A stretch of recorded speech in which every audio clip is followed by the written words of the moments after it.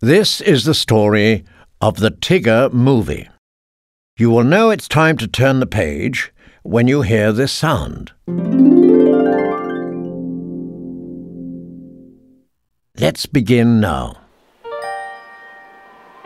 Fall is a fantastical time for bouncing, especially if you are a Tigger.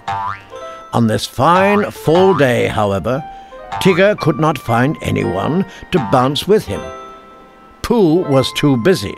Well, I would go bouncing with you, Tigger, except that I must count all these honey pots to be sure that I have enough for winter. Piglet was too shivery. Bouncy? Oh my, I haven't enough firewood to last the winter and...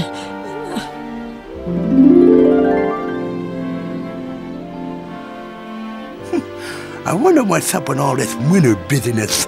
Why, it's hardly even +3 outside. Tigger bounced on to Kanga's home. Pardon me for asking, but you wouldn't happen to be interested in doing a bit of bouncing with me, would you? Well, I'm afraid I have just too much to do this morning, dear. Kanga swept the leaves away from her door.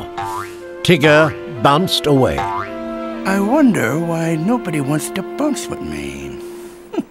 He sat and thought, until he got a grand idea. What am I talking about? There's plenty others I haven't even asked yet. Tigger was so excited that he bounced on a big rock, knocking it loose. The rock rumbled through the 100-acre wood and right onto Eeyore's house. Rabbit quickly made plans to move the rock with his own special rock remover machine. All we need is a little, team effort. Eeyore's friends heaved and hoed. They pushed and pulled. The big rock did not budge. Well, now, why didn't it work? Rabbit looked at his rock remover. Just then, Tigger bounced by. He did not know that he had caused this problem, but he tried to solve it. All you need is a little bouncing. Tigger wound up for his whoop-da-dooper, loop-da-looper, alley-ooper bounce. The rock rolled loose and dragged Tigger's friends with it.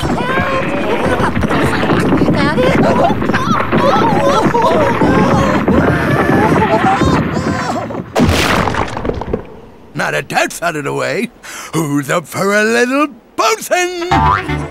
Tigger's tail bounced him from friend to friend.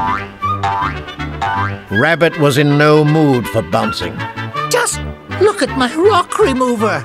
Everything's ruined, and all you can think about is bouncing. But that's what Tiggers do best. Tigger looked at the others. Eeyore sighed. Exactly. Unlike us. Tigger drooped away into the wood. Roo followed Tigger. He did not like to see his friend so unbounced and alone. After all, Roo always had his mama nearby when he was sad. Don't you have a family somewhere too? Tigger had never thought about it. It was a lovely Tiggery thought. My very own Tigger family! Tigger and Roo asked Owl how they might find Tigger's family.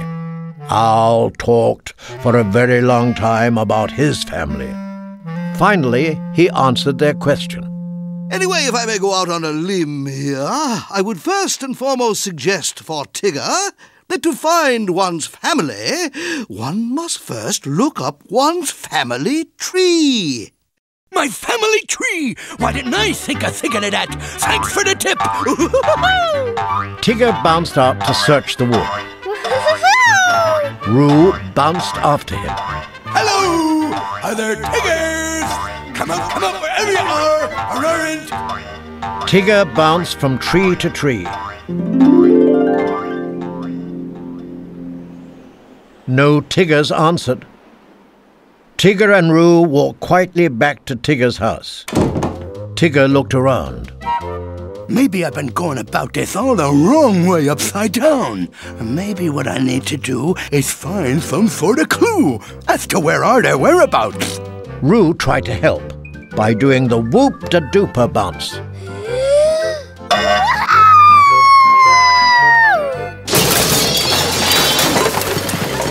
He crash-landed in Tigger's closet. Roo untangled himself from Tigger's things. What is this doohickey? Tigger took a heart-shaped locket from Roo and held it close. This is the exact thingamabob I was looking for. And it must have a picture of my Tigger family inside it.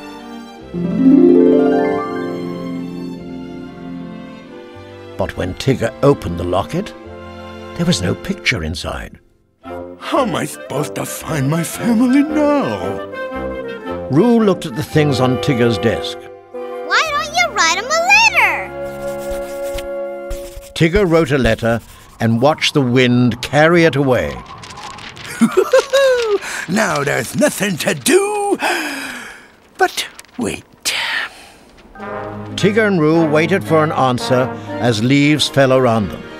They were still waiting when snowflakes began to fall. Roo worried about his friend. Tigger seems awfully lonely. Don't you think, Mama? Kanga thought for a moment. I suppose he might be, every now and again. I wish I had a big brother like Tigger. Roo smiled. 'Cause then it'd be his little brother. And he'd be just like one of our family.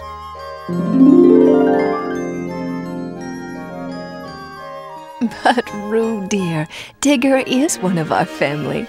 And as long as we care for him, he always will be. Kanga tucked in Roo. I still wish I could do something to make him feel better. Roo thought and thought. Then he decided that all of Tigger's friends should answer Tigger's letter. Owl and Kanga and Pooh and Piglet and Eeyore helped Roo write the letter. Tigger got it the very next day. Tigger bounced through the wood waving the letter. Look at what I got. A letter from my very own family, and they miss me something awful, and they're coming to see me tomorrow.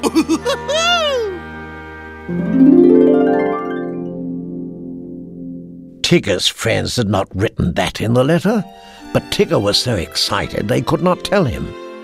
Roo thought of a plan. They would just have to dress up as Tigger's family. What we have to do is act real Tiggery. We gotta do a lot of bouncing and say a lot of Tigger stuff. Rabbit had no time for Tiggers. A blustery snowstorm was on its way. Rabbit went to get ready at his house. Roo and the others went to Tigger's house. Tigger met them at the door. Come in. There's lots of catching up and we gotta do. The Tigger family reuniting party was going very well.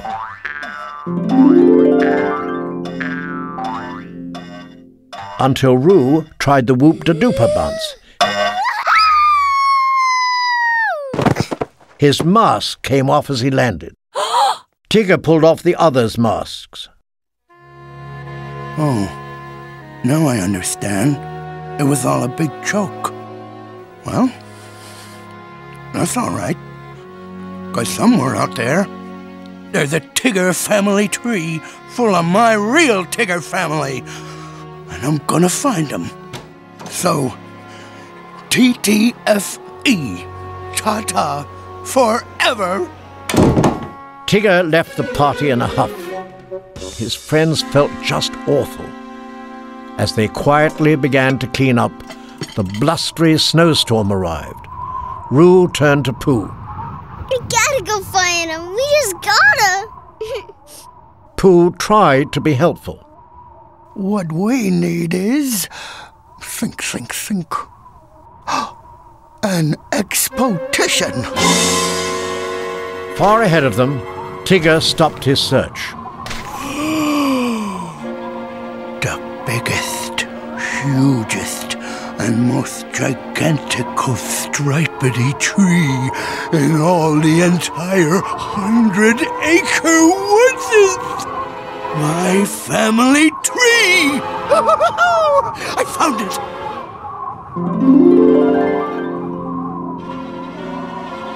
Roo spotted Tigger high up in the tree. He hurried ahead of the others.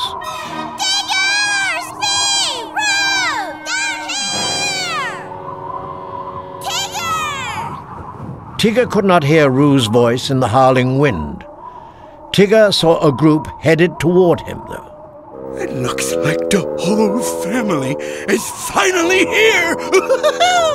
I'm coming, Tiggers! When Tigger bounced out of the tree, he found Pooh, Piglet, Rabbit, Eeyore, and Roo. What are you guys doing here? Before they could answer, they heard a noise like thunder.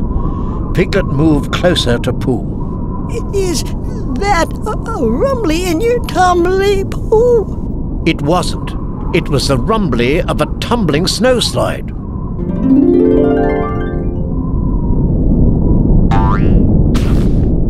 Tigger bounced everyone high up into the tree. He did not leave enough time to bounce himself up. Tigger! Roo wound up for the whoop-de-dooper bounce. He bounced down, then bounced back up with Tigger. What a whoop-de-doop-and loop-de-loop-and alley-oop-and bounce that was! Tigger felt as proud as Roo. Everyone was safe now. Tigger's friends climbed out of the tree and told him about the letter they had written. Tigger stared. You mean you fellas are my family? Pooh nodded. I'm afraid we have nothing better to offer. Well, of course not, Pooh boy. 'Cause there's nothing better than the best. Tigger grinned.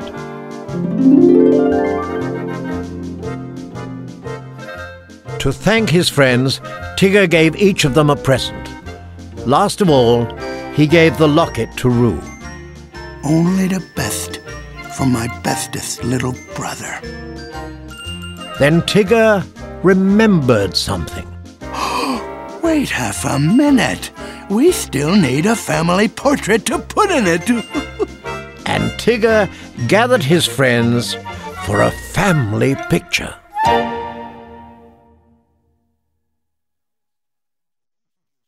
Now it's time to introduce you to all the songs that you heard in the Tigger movie. These songs are about what it means to have a family, be a friend, and also about how your friends can sometimes be your family. Singing these bouncy tunes will make you feel as warm and as happy as a honeybee, and I hope you'll want to share them with your friends and family. So, let's begin.